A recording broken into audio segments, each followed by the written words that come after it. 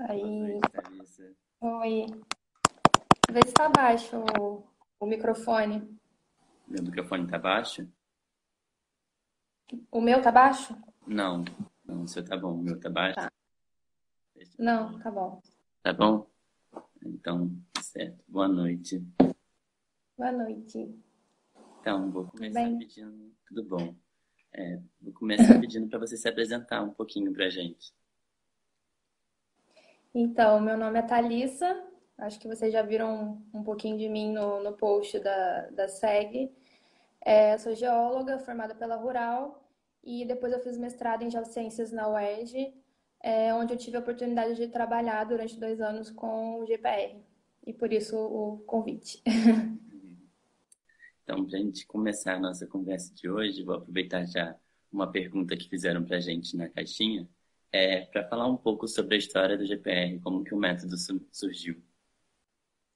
O método é relativamente recente, ele surgiu entre os anos 60 e 70, puramente acadêmico para mapeamento de espessura de gelo na Antártica. Então, os cientistas usavam ele é um método que funciona muito bem no gelo, depois a gente vai falar um pouco mais sobre como ele funciona, né? Ele funciona muito bem no gelo, e aí eram feitos esses mapeamentos periodicamente para saber o quanto o gelo tinha derretido, o quanto ele tinha se acumulado em épocas de inverno. Então, era uma pesquisa mais climática mesmo. Muito bom. Agora eu vou pedir então para você começar a falar mais do método mesmo, para introduzir para gente o que é o É, GPR. uhum. Então, o método GPL é um método geofísico, ou seja, é um método indireto, né? Ele é para a gente analisar a subsuperfície sem que a gente precise abrir uma trincheira ou fazer uma sondagem. Ele é um método que permite uma análise bidimensional da sua subsuperfície. Então, você consegue analisar a sua superfície tanto lateralmente, na disposição da sua subsuperfície lateralmente, quanto verticalmente. Ela trabalha com ondas eletromagnéticas de alta frequência. Então, a faixa de frequência que a gente vai usar aí vai ser entre 10 e 2.500 MHz. Para a geologia, especificamente falando, a gente trabalha mais ali na faixa dos 100 MHz, 200 MHz, é o que atende aos nossos objetivos. Então, trazendo um pouco mais para a nossa realidade, o GPR na geologia ele vai funcionar numa escala de afloramento. Então, por exemplo, na minha pesquisa eu utilizei uma antena de 100 MHz, mais ou menos, né? Então, eu alcancei num ambiente legal, um ambiente bom, mais ou menos 15 metros de profundidade, tendo uma resolução de 25 centímetros. E aí, cada antena vai ter a sua resolução, a profundidade alcançada. Teve Quer uma fazer uma pergunta pergunta? aqui. Aham. Teve Uhum. uma pergunta que fizeram pra gente que até em qual profundidade o GPR alcança e sobre os tipos de sensores, que é a diferença em antena, até qual profundidade o GPR pode alcançar, Ah, e se existe diferença entre antenas e com uma antena a gente consegue chegar em mais profundidades. hum. Então, tanto a profundidade quanto a resolução, elas têm relação direta com a frequência, né? A frequência, lembrando um pouquinho da física, ela é o inverso do comprimento de onda. Então, as antenas que têm uma frequência muito alta, elas têm um comprimento de onda menor, elas têm mais resolução, uma maior resolução, mas elas têm pouca energia para alcançar grandes profundidades. Já as antenas que têm uma frequência menor, elas têm um comprimento de onda maior. Então, elas têm uma menor resolução, menor detalhamento, mas elas alcançam profundidades maiores. Então, isso vai depender de qual é o seu objetivo, né? Do quanto de detalhe você quer e de qual profundidade você quer alcançar. Aí você tem que fazer. Tem uma série de cálculos, né, para você saber qual a antena mais adequada a depender do seu objetivo. A gente tem que ter ideia, então, mais ou menos, qual a profundidade do nosso interesse e qual é o tamanho do nosso objeto que a gente está pesquisando. Isso, exatamente. Aí, explicar um pouquinho sobre como é que funciona o sistema de GPR, né? Falando agora do equipamento em si. Então, eu fiz até um desenho aqui, mas ele vai ficar invertido, tá na câmera frontal. Então, a gente tem, geralmente não, sempre, uma antena transmissora e uma antena receptora e um computador ou um console, que é onde a gente vai configurar o equipamento e receber o dado depois, né? Essa antena transmissora, ela emite um pulso de sinal eletromagnético que ele vai se propagar pelo meio na forma de uma onda eletromagnética. Essa onda ela vai se propagar nesse meio de acordo com as propriedades físicas do material que compõe o meio. Então, ele vai se propagar numa velocidade 1, do meio 1, e quando ele encontra um meio diferente, que é composto por material diferente e tem uma velocidade diferente de propagação, ele vai sofrer o processo físico da reflexão e da refração. Então, parte desse sinal vai ser refletido de volta e captado pela antena receptora, e parte do sinal vai ser refratado, né, e vai continuar viajando para os meios mais inferiores. Então, toda vez que a gente tem uma variação no meio, pode ser uma variação litológica, pode ser uma concentração maior de água, enfim, qualquer tipo de variação. Isso vai gerar uma linha imaginária que a gente chama de interface. E essa interface ela é responsável por causar a reflexão. Essa interface pode ser uma variação litológica ou uma maior concentração de água, como eu falei, né? Então, a gente pode ter um arenito seco no topo, um arenito mais saturado em água na base, isso vai gerar uma interface, não necessariamente sendo uma variação litológica. Ou pode ser uma superfície estratigráfica, como uma superfície de erosão, por exemplo. Pode ser um contato litológico, né? Um arenito em cima com um argilito embaixo. Enfim. E aí, toda vez que a gente lança um pulso de sinal eletromagnético, a gente tem como registro o que a gente chama de traço. Eu não sou boa desenhista. E aí, toda vez que o sinal eletromagnético ele encontra uma interface, ou seja, ele encontra uma variação no meio, né, nas propriedades físicas do meio, ele causa no traço, como resposta, um pico, né, um pico positivo. Então, ele estava propagando, né, normalmente pelo meio 1, até que ele encontrou a primeira interface, levando o computador a registrar o primeiro pico, né? O sinal que é refratado continua propagando até que ele registra novamente uma variação no meio, e aí ele forma um segundo pico, e assim por diante. E aí a gente vai fazendo esse levantamento ao longo de uma linha pré-planejada, lançando pulsos, né? A gente configura o tempo em que a gente vai lançando os pulsos, e a gente vai registrando uma série de traços, né? No final, a gente tem mais ou menos isso aqui, né? Isso aqui a gente não vê o dado dessa forma, porque são milhares de traços formando o que a gente chama de radargrama. E aí todos os picos positivos, quando eles se juntam, eles formam os refletores, que é o que está em preto, né? E aí eles vão nos dar respostas da subsuperfície. Aqui, por exemplo, né, o que formou esses picos pretos poderiam ser aqui, no caso, estratificações, né? Poderia ser uma estratificação cruzada aqui. E aí o dado ele é muito parecido com o afloramento, né? Por isso ele é bem legal de trabalhar, porque como se a gente estivesse vendo a geologia ali, mas não é uma resposta física do meio. É considerado até bem preciso, né? Uma resolução muito boa. Sim, dá para interpretar como se fosse um afloramento mesmo. Isso é bem legal. A gente está recebendo algumas perguntas aqui e eles perguntaram sobre ainda a antena, que é considerando que a antena seja blindada, quais seriam as fontes de ruído? Então, existem uma série de equipamentos, isso vai variar bastante de acordo com a fabricante, né? E as antenas, para quem não conhece, elas podem ser blindadas ou não blindadas, né? As antenas não blindadas, o que isso significa?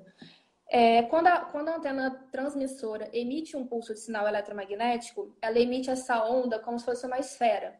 Então, o sinal ele não vai só para baixo, ele vai para todos os lados. E qualquer coisa que esteja abaixo e acima do solo vai refletir. E isso vai aparecer no seu dado. Então, muitas vezes você vai ver isso como se fosse uma feição em subsuperfície, mas não é. Essa pode ser uma feição que está da superfície. Como, por exemplo, um poste, né? Se a gente passar com o nosso equipamento do lado de um poste e a antena não for blindada, esse poste vai refletir a onda e ela vai aparecer como uma feição no nosso dado. E a gente pode interpretar como algo geológico que não era, só um poste, né? Já as antenas blindadas, elas são fechadas em cima, assim, grosseiramente falando. Então, a gente consegue fazer com que a antena envie o sinal só para baixo, para a subsuperfície, e tudo que é captado de volta foi algo que são as ondas que foram refletidas por coisas que estão na subsuperfície, né? Nesse caso, o que vai causar ruído, alguém perguntou se era quando é blindada, o que causaria ruído, né? Eu não chamaria de ruído, mas eu chamaria talvez de feições que possam atrapalhar um pouco a interpretação, né? Se você tiver, por exemplo, cabos enterrados, cano, coisas do tipo, e você está querendo procurar algo. Se você quiser procurar cano, você vai encontrar cano. Mas se você estiver procurando, querendo fazer uma interpretação geológica e tiver muito cano ou cabo enterrado ali, isso vai aparecer como um ruído, porque é algo que você não queria encontrar, né? Então a questão da blindagem é mais ou menos isso. Depois vamos falar um pouquinho da aquisição, né? Pode falar assim da aquisição, como é que acontece a aquisição. Primeiro a gente tem que fazer o planejamento, né? Como qualquer campo. E aí, tinha alguma pergunta que era, né? Quais informações? As perguntas que tem aqui sobre aquisição, quais são o que a gente precisa saber sobre a nossa área de pesquisa antes para planejar a aquisição? Uhum. Tem uma série de coisas que a gente tem que pensar antes de fazer a aquisição. A primeira dela é qual o objetivo da sua aquisição, né? E que profundidade você quer alcançar. A gente tem que saber isso para saber qual frequência a gente vai usar, qual antena a gente vai usar, né? Se você quiser pesquisar algo que esteja muito profundo, por exemplo, 20 metros de profundidade, aí você já sabe que o GPR não vai chegar lá, então você procura outro método, né? Se você quiser trabalhar com algo que está raso, uns 4 ou 5 metros, você pode usar o GPR, vai funcionar, e pode usar uma antena numa frequência maior, em 200, 250 MHz. Então, é muito importante saber exatamente o que você está procurando para você selecionar o que você vai usar, né? Tem a questão da resolução também, se for uma resolução muito, muito pequena, né? Se você tiver, por exemplo, uma resolução de 50 centímetros, você não vai enxergar coisas que têm menos do que isso. Você não vai enxergar feições com cano de 20 centímetros de diâmetro, por exemplo, né? Outras coisas que é importante saber, principalmente se for uma pesquisa na geologia, né? É a geologia da área, como qualquer campo de geologia e geofísica com esse objetivo, né? Por exemplo, se você for fazer um levantamento estrutural, você tem que saber qual a direção das estruturas tectônicas daquela área, né? Porque o ideal é que você planeje sua linha numa direção perpendicular ao plano das suas falhas e fraturas, né?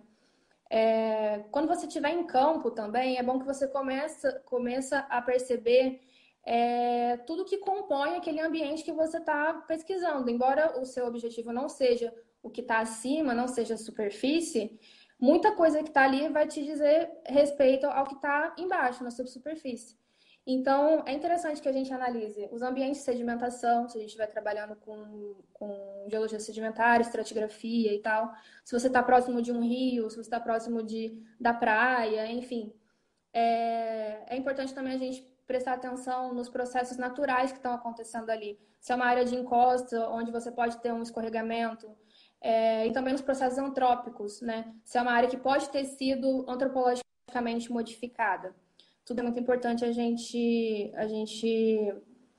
pensar no planejamento e quando a gente está em campo, né?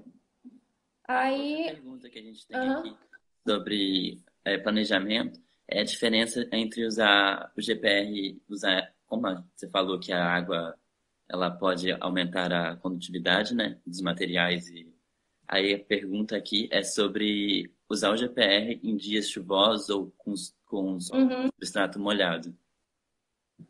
Então, eu já escutei muito isso o GPR não funciona se tiver água. E isso é um mito, não é uma verdade. Aí a gente tem que pensar nas propriedades físicas que ditam, que regem o método, né? Nessa questão em específica, a principal propriedade física que a gente tem que pensar é a condutividade elétrica. Né? O que é a condutividade elétrica? Grosseiramente falando, é o quanto o meio conduz corrente elétrica. Quando um meio conduz corrente elétrica, isso é ruim para a onda eletromagnética, porque a onda eletromagnética ela é formada pelo campo magnético e campo elétrico. Então, quando a onda eletromagnética ela passa por um meio que conduz muita corrente elétrica, o sinal ele é disperso, ele é perdido, né? Ele perde energia. Em muitas situações ele não vai ser totalmente perdido, ele vai só perder um pouquinho de energia. Em outras situações ele vai ser completamente atenuado, é assim que a gente chama. E aí eu vou dar exemplo falando em valores, né? A água fresca, água doce, né? Ela tem uma condutividade elétrica, um exemplo, de 0,5. Não sei qual é a unidade. A água do mar, ela tem uma água salgada, que a gente sabe que a água salgada conduz muita corrente elétrica. Ela tem de condutividade 3.000. Então, a água do mar, sim, ela atenua, ela conduz muito mais a corrente elétrica do que a água doce. Então, a água doce, embora ela conduza um pouquinho, ela não chega a ser atenuante, né? Por exemplo, a areia seca, a condutividade dela é 0,01. Então, não tem tanta diferença assim a areia seca e a areia saturada em água, entendeu? Então, a água, quando ela é doce, ela não é um limitante para o método. Então, você pode fazer o campo num dia pós-chuva. Todos os meus campos foram em dias pós-chuva e eu tive excelentes dados, mesmo a areia estando totalmente saturada.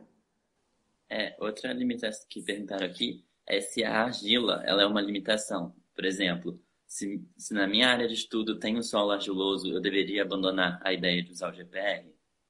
Então, aí a argila, sim, é um problema que a gente tem é muito ruim isso aqui no Brasil, né? Porque ou a gente vai estar, onde a gente vai ter argila? Ou no ambiente fluvial, ou nos morros que foram intemperizados e aí a rocha acabou virando solo, tá, né? Então, aqui no Brasil, a gente tem muita argila.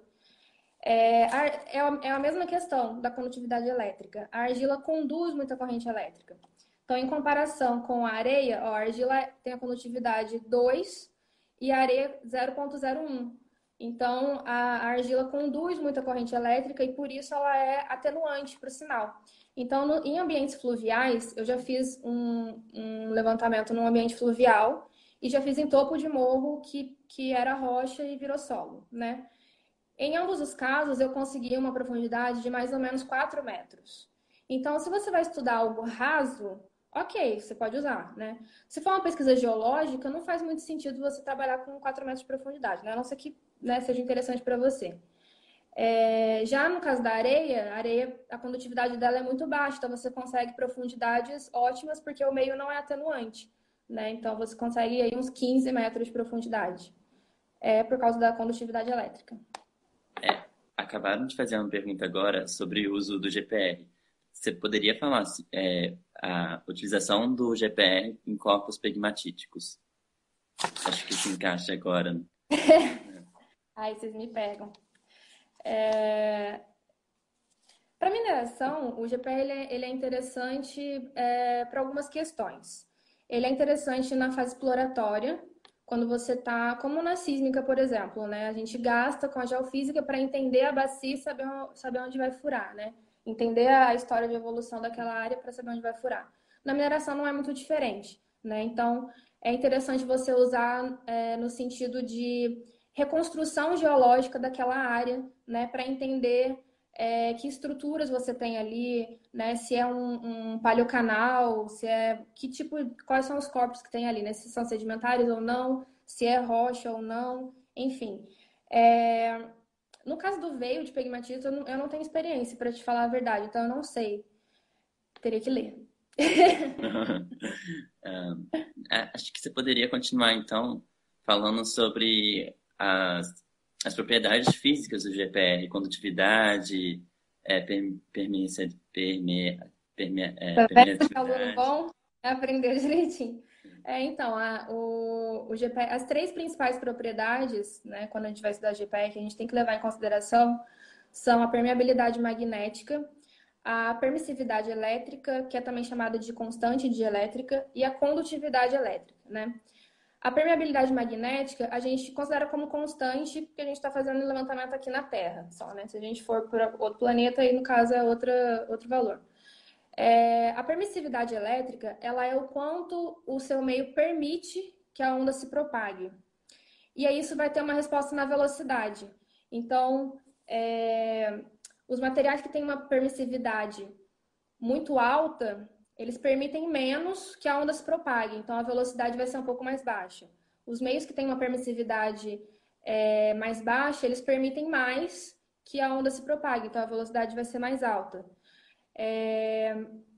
E aí isso vai ter uma diferença, que é algo que eu não mostrei, que no dado de GPR, o eixo Y, ele não é profundidade, ele é o tempo, né? Então é muito importante que a gente entenda que o meio, ele vai variando a velocidade de acordo com os materiais que o compõem, né?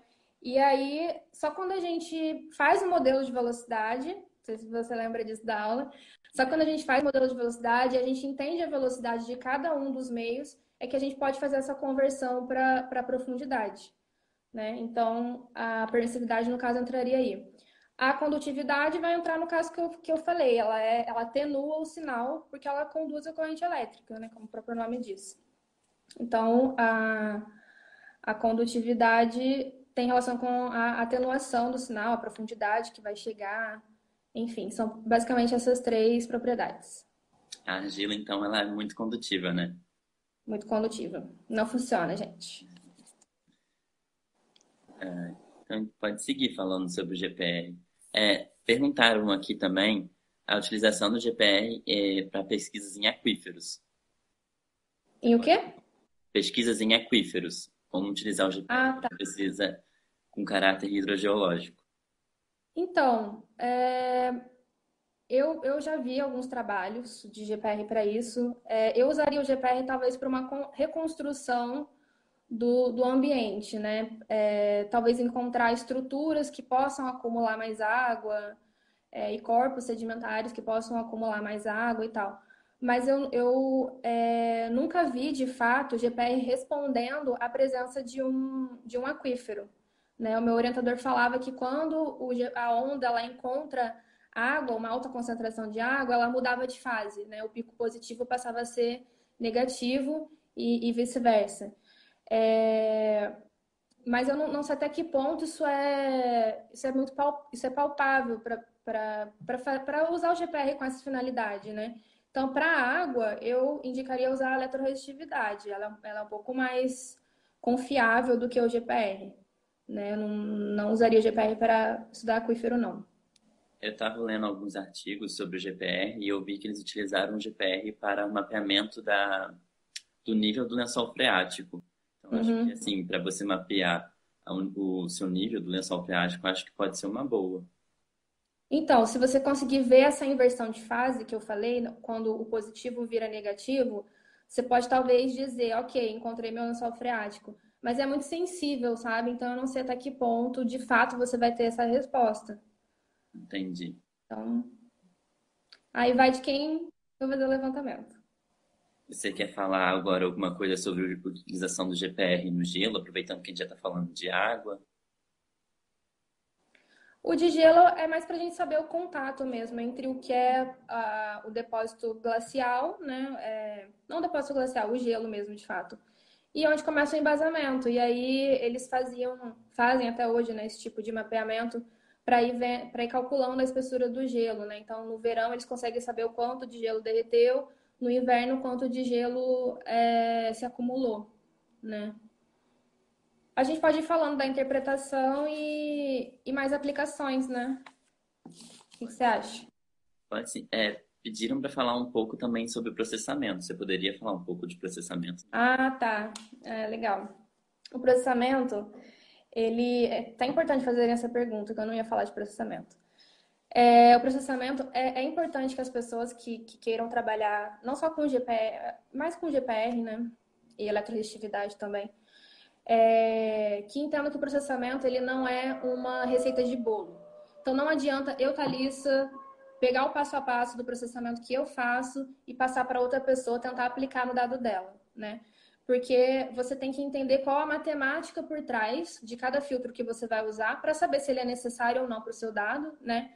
E cada dado, dependendo da antena que você usar e do meio em que você em que você adquiriu aquele dado, ele vai precisar de alguns filtros que talvez um outro meio não precise, né? Então, ele não é uma receita de bolo. E aí o processamento, ele tem, são três fases, basicamente. A primeira é a aplicação de filtros, que é para você selecionar somente as frequências que você quer trabalhar, né? Então, quando a gente a gente configura o nosso equipamento para a frequência daquela antena, por exemplo, eu configurei para uma antena de 100 MHz, né? A minha antena ela vai funcionar numa faixa de frequência, que é entre 50 e 150 MHz. Tudo que tiver abaixo de 50 e acima de 150 é considerado ruído, né? Veio de outro lugar, de outra fonte, não foi da sua antena. Então, o filtro ele vai tirar o máximo que ele consegue, né? Nem sempre ele tira tudo, mas ele vai tirar essas frequências que a gente chama de ruído, né? Depois que a gente faz essa filtragem, a gente passa para a etapa do ganho. O ganho é o quê? Conforme a onda vai penetrando as camadas mais inferiores, ela vai perdendo energia e o comprimento de onda, a amplitude vai diminuindo, a amplitude da onda, né? Então parece que você está perdendo o sinal, parece que muitas vezes você não enxerga o que está ali, né? Mas isso não significa que não foi registrado. Quando você aplica o ganho, faz um aumento na amplitude do seu sinal. E aí você recupera muita informação que parece que se perdeu para a profundidade, mas que tá ali registrado, né? Então o ganho é bem legal.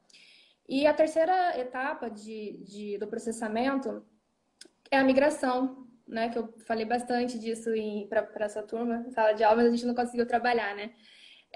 A migração, ela é a parte, talvez, falando mais para a sísmica, que se gaste mais dinheiro hoje em dia, porque ela é bastante importante, que é quando a gente usa o modelo de velocidade para fazer a conversão do eixo Y do dado que estava em tempo para profundidade. Então, quando a gente usa esse modelo de velocidade, a gente pode falar em espessura de camadas, por exemplo. Por que isso é muito importante, principalmente no petróleo com a sísmica? Porque se você erra em poucos metros a espessura do seu reservatório, por exemplo, é um prejuízo de milhões, bilhões de reais, né? Então, a migração é uma etapa muito importante e muitas vezes ela é negligenciada no GPR justamente porque a gente não tem perda de dinheiro, né? É mais barato, a gente usa em situações que são mais baratas, né? Então, um errinho talvez não custe tanto. Então, é uma etapa bem negligenciada. Mas é importante, quem quiser trabalhar com GPR, dar uma atenção legal para o modelo de velocidade e para a migração. É uma etapa bem legal do processamento. E a gente finaliza o processamento com a correção topográfica, né? Que é para a gente poder posicionar direitinho a nossa seção conforme a topografia do terreno. O processamento é isso, basicamente. Eu estava deixando essa pergunta para o final, mas como você já falou de preço, perguntaram aqui mais de uma vez sobre o preço do GPR, quanto custa, como funciona a apreciação do GPR. Do equipamento ou do trabalho? Acho que pode falar sobre os dois, tanto de quanto custa o equipamento e quanto custa um levantamento. Eu acho que eu vi o ano passado, não sei se era na casa dos 200, 300 mil reais. Agora eu não lembro se era reais ou dólares, acho que era reais. Na casa dos 200 mil reais, um equipamento. Eu tinha visto 120 mil dólares, então provavelmente. Dólar? Depende, né? Quanto mais robusto, se ele tiver GPS integrado e tudo mais caro ele é. Agora, o trabalho, isso é complicado, porque eu não tenho muita experiência no mercado, né? Eu já vi numa tabela do CREA, eu não lembro se foi Santa Catarina ou Paraná, não lembro, que eles colocavam como sendo 9 mil reais o quilômetro do dado adquirido, processado e interpretado, trabalho completo, né? Mas acho que é um valor muito alto, eu jogaria ali na casa dos 6 mil, mais ou menos, o quilômetro, 6.500 e tal, no trabalho completo. Mas eu não tenho experiência com isso. O preço da aquisição pode variar? Tipo, se eu tenho um lugar mais complicado, um lugar mais fácil, você varia o preço ou não? Eu acho que não. Eu não sei, nunca fiz, né? Nunca aceitaram meus orçamentos, então eu tô fazendo alguma coisa errada. Tudo bem. Você quer falar agora um pouquinho dos usos sobre o GPR? O que a gente pode usar Acho o que pode GPR? a interpretação, que é a área que a gente mais gosta, né? Que o geólogo pode praticar a sua imaginação e, e aplicar ali tudo que ele aprendeu, né? De estratigrafia, de geologia sedimentar, de geologia estrutural. É na hora da interpretação que a gente pega tudo que a gente sabe de geologia e usa para tentar explicar aquela resposta que é física, né? E aí a gente tem que usar de todo o nosso conhecimento de geologia e é da coerência, né? Aquilo tem que fazer sentido. A historinha que a gente vai contar para aquele dado tem que fazer sentido, né? E aí a interpretação ela pode ser estratigráfica, que foi a área da minha pesquisa, né? A área que eu mais gosto. O GPR é o método mais utilizado para estudos de evolução costeira. Então, isso é bem legal, justamente porque nas regiões costeiras a gente tem mais areia, né? A areia é um bom material para o uso do GPR. Então, a gente tem bons resultados, boas respostas, dá para fazer um estudo estratigráfico legal em regiões costeiras. Aí, nesse contexto, entrou até uma pergunta, né, sobre faces. Ah, sim. Se no GPR a gente tem classificação de fases como a gente tem na sísmica. Sim. Então, como o GPR ele é muito parecido com a sísmica, né, só muda a fonte, né, o GPR é eletromagnético e a sísmica é onda acústica. E a resposta é muito parecida, muito do que é usado no GPR vem da sísmica, que é onde tem mais dinheiro, mais investimento, né? Então, a gente faz a interpretação do GPR baseado nas interpretações sismo-estratigráficas. No GPR a gente chama de radar estratigrafia. E aí elas são baseadas na sismoestratigrafia e na sismofaces, né? Então, o que seria fazer essa classificação por faces? É a gente reconhecer conjuntos de reflexões que vão ter características próprias, né? E que nos permite diferenciar um conjunto do outro. Então, deixa eu dar um exemplo aqui, por exemplo. Então, a gente vai analisar as reflexões. Então, por exemplo, eu posso ter um conjunto de reflexões onde os refletores são mais plano-paralelos, né? Se do lado eu tiver um conjunto de reflexão mais ondulado, eu tenho duas faces diferentes. Por que são faces diferentes? Porque elas foram formadas por processos diferentes, né? Em situações diferentes. Então, a gente pode analisar tanto das faces, tanto o preenchimento interno das faces, quanto a geometria externa, como, por exemplo, o que eu mais gosto, que é o sigmoidal, né?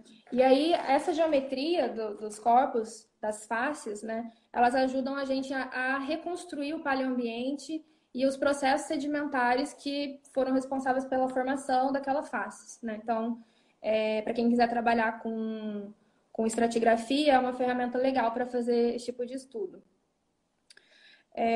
Aí pode ser também uma interpretação estrutural. Eu já vi alguns trabalhos de neotectônica. Eu tenho um trabalho também de neotectônica. Eu tenho um trabalho também de neotectônica na Amazônia. Dá para fazer uma interpretação estrutural, né? E dá para fazer também interpretação ambiental.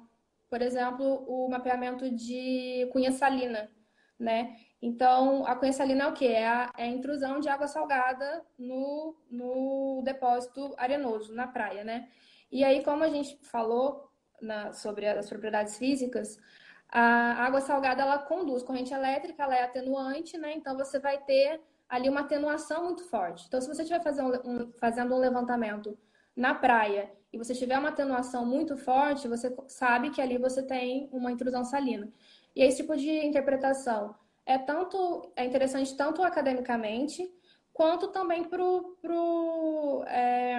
você pode trabalhar com isso, oferecendo esse serviço para uma prefeitura, por exemplo, que vai ter de cidades costeiras que vão ter problemas ali de contaminação de aquífero por água salgada, né? Ainda na interpretação ambiental, a gente pode falar em identificação de cavidades, por exemplo, que é um trabalho muito utilizado para EIA, para estudos ambientais, para o licenciamento ambiental. E aí você usa a geofísica, tanto de GPR quanto a eletroresistividade, para identificar onde é que estão essas cavernas, né? Isso vai entrar aí num estudo espeleológico, para saber se você pode ou não seguir com o projeto ali naquela área, né? As cavernas elas são tombadas, são patrimônio, então é obrigatório esse tipo de estudo. E tem muitos trabalhos também ambiental, na área ambiental, que é de contaminação.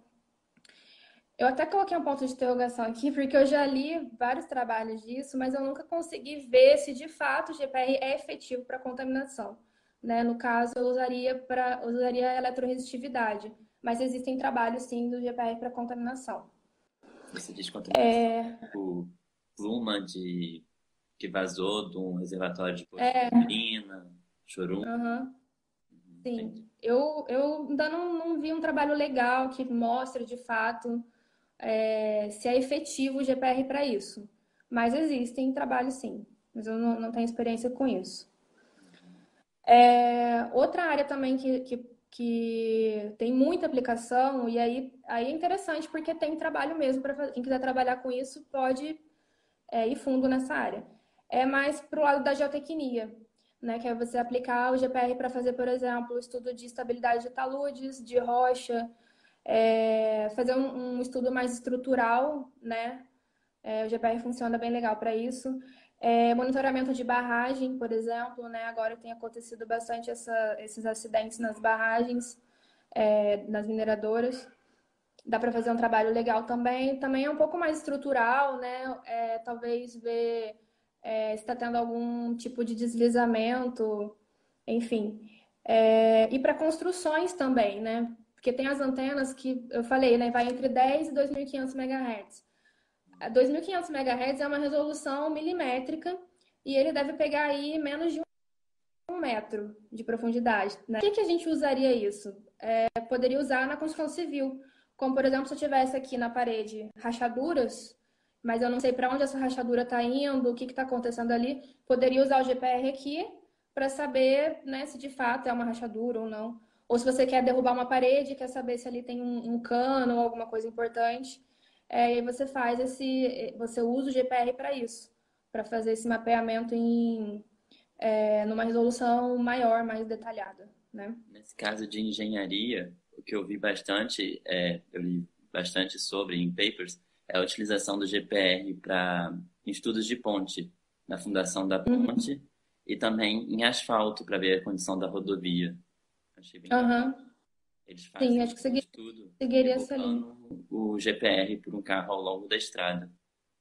Tipo, um Uhum. Porque isso método. a gente consegue ver tanto a situação do asfalto quanto do solo que está embaixo, né? Eu já vi alguns trabalhos assim também, que tinha cedido, e aí poderia ter alguma cavidade embaixo de onde foi construído o asfalto e começou a ceder, então tem uma aplicação bem legal. E o queridinho do GPR é para locação, que é né, o mais, para nós geólogos é o mais sem graça, é a locação de canos e tubulações. Esse é o que mais pedem, porque ele é muito voltando à condutividade elétrica. O ferro, ele é infinito, se não me engano, é muito alta. Não, o aço é infinito. A condutividade do ferro é 10 a nona. Então, quando a onda bate ali, ela reflete na hora. Né, uma parte dela se dispersa e o resto é refletido na hora. Então, você tem. Eu vou arriscar dizer com 100% de certeza qual a localização do cano. Inclusive, ele tem uma feição muito bem definida, né? Que é como se fosse uma hipérbole.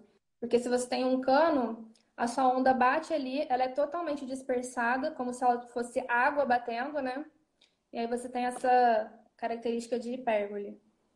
Então é o que mais funciona para locação de cano. Que não é legal pra gente. É, perguntaram aqui também a utilização de GPR na paleontologia. Ainda citaram a utilização de GPR em Sambaqui. Então, você tinha me perguntado também, quando a gente estava conversando, sobre o uso na geologia forense, Sim, sim, né? Eu sim. acho que vai entrar um pouco na mesma questão aí. O que você vai ver num dado de EPR nessas situações? Você vai ver que o terreno ali, o solo ali, ele foi remexido, que alguém escavou e enterrou alguma coisa ali. É isso que você vai ver. Só que pode ser de fato algo enterrado, ou pode ser um processo natural. alguma coisa aconteceu ali. Ou pode ter sido uma raiz de uma árvore que cresceu e bagunçou todo o terreno ali, ou pode ter sido a própria chuva que passou ali e fez e bagunçou todo o terreno também. Então, quando você vê isso no seu dado, é um indício que tem alguma coisa enterrada ali. Mas você não pode garantir que tem alguma coisa enterrada ali, né? Então, a questão da geologia forense. Tem vários trabalhos, eu já vi uma apresentação no congresso também de uma equipe que fez um trabalho muito sério lá na UFPR, se não me engano. Foi um trabalho bem legal. Eles enterraram várias coisas, enterraram tênis, roupa, caixa, um monte de coisa, para ver se eles conseguiam identificar nos dados o que era, né? Se era de fato uma caixa, se era de fato um tênis, se era de fato uma calça. E não tem como saber. Você sabe que foi remexido, mas você não sabe o que, que é. No caso da geologia forense de corpos, né? Eu vi um trabalho também já onde fizeram experimentos enterrando porcos. E aí eles enterraram os porcos e eles iam passando o GPR ao longo do tempo para saber se tinha alguma variação, se dava para identificar que era um porco de fato e tal. E aí é a mesma situação. Você sabe que alguém enterrou alguma coisa ali, mas você não sabe o que é e não tem como você saber se é um corpo de uma pessoa ou de um animal ou não. Então ele só te indica, mas não te permite garantir que foi enterrado alguma coisa.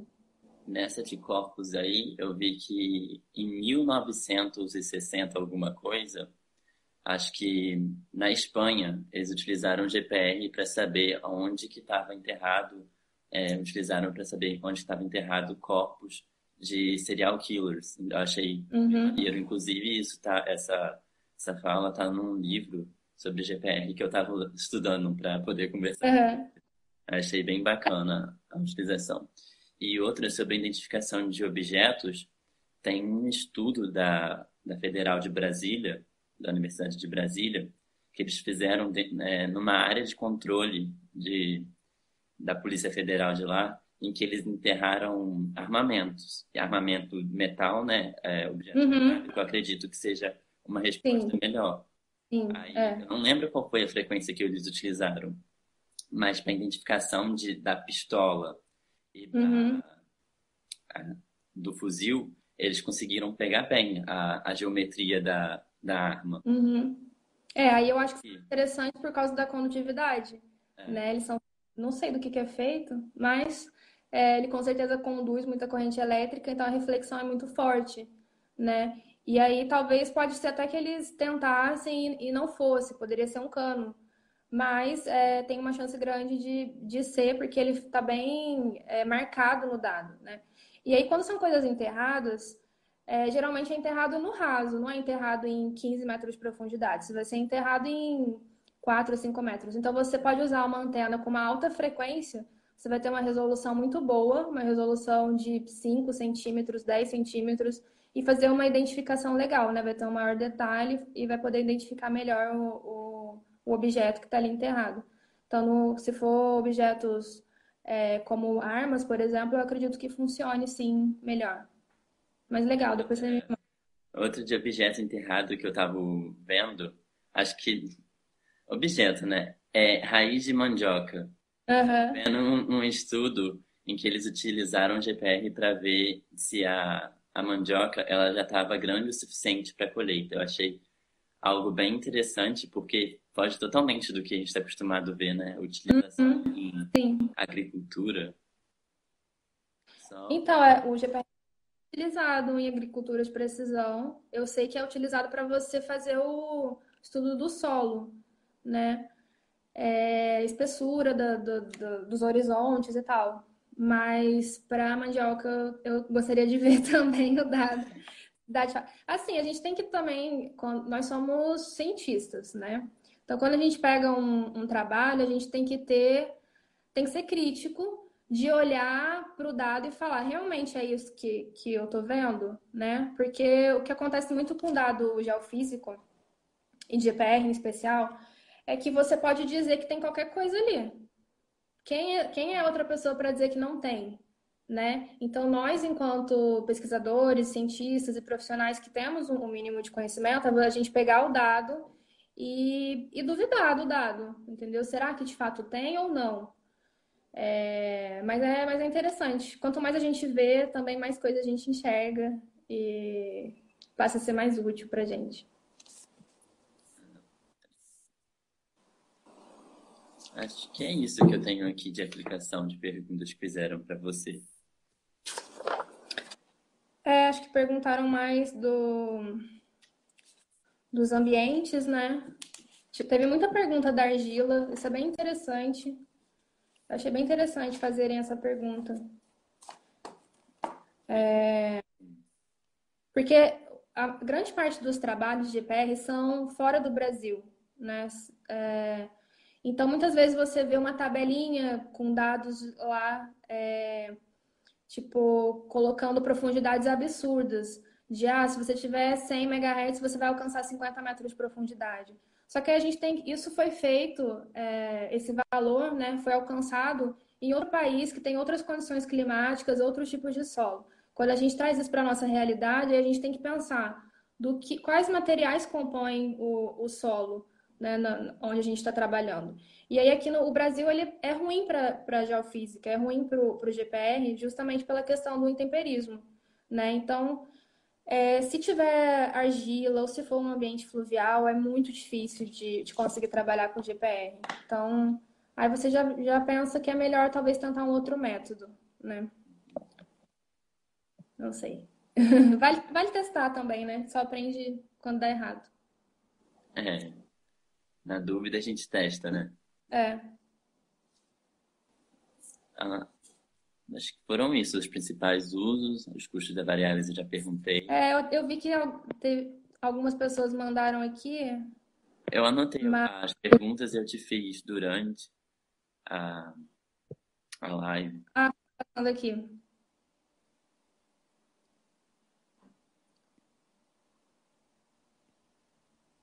Ah, tá. Implantação de poços artesianos. Para poço, eu acho que a eletrorestritividade é mais efetiva, porque o GPR, como eu disse, ele não é muito preciso para te indicar que tem água ali, né? Não é em toda situação que ele vai te mostrar que tem água ali. Então, a eletrorestritividade para implantação de poços artesianos é melhor. Tem uma Se pergunta puder aqui fazer os dizendo. dois, seria o ideal. Hã? Não, já é outra pergunta, pode finalizar essa. É isso. É isso? Para Então, poços para eletrorestritividade. perguntaram aqui, para algum tipo de contaminante metálico em subsuperfície, o GPR poderia ser utilizado? Acho que talvez sim, se o contaminante for metálico. Eu preciso pesquisar melhor sobre isso, de que tipo de contaminante talvez dê para a gente monitorar com o GPR, né? Eu não, acredito que não seja qualquer contaminante. Se for metálico, talvez sim, mas eu ainda não vi trabalho sobre isso. Entendi. Eu li Acho é. alguma coisa sobre a utilização de GPR na contaminação por hidrocarbonetos, por causa do hidrocarboneto é resistivo, né? Então daria um pouco de contraste. Uhum. Mas o GPL é mais legal para você estudar estruturas e feições que vão causar reflexão, né? Aí quando você vai trabalhar mais voltado para a resistividade do material, para ver variações muito pequenas, né? Um meio mais resistivo para um meio menos resistivo, ou até mesmo um meio mais condutivo para um menos condutivo. A eletroresistividade ela é mais sensível para esse tipo de estudo, né?